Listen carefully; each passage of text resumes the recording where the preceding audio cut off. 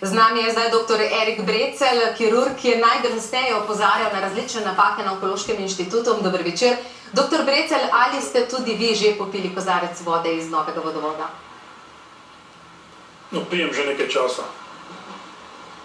No, takole bi rekli, na inštitutu so si danes nalili čiste vode, kdaj pa si bodo čistega vina ali drugače?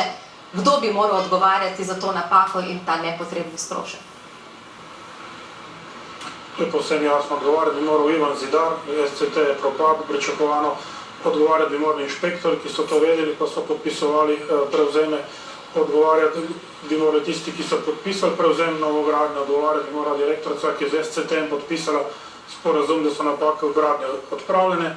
Odgovarjati bi morali ljudje, ki so videli revizijo gradnje Onkološkega inštituta, ki je bila opravljena na Ministrstvu za zdravje in niso odreagirali. Odgovarjati bi morali vsi tisti, ki niso naučevali bančnih garancij.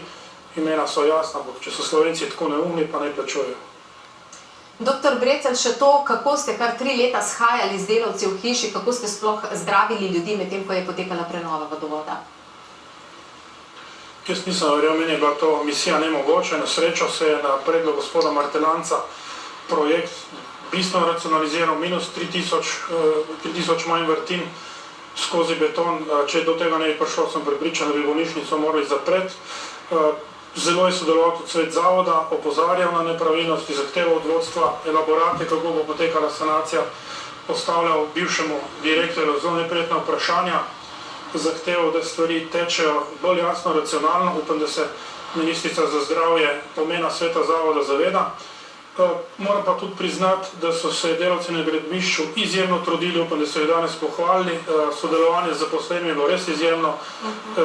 Neverjetno so upoštevali naše pripombe, delali so zdravom bolnikov, zaščiteni, praktično jih marsikdaj sploh nismo vedeli, da so zdraven, delali so preko roka, pred rokom, čez vikende.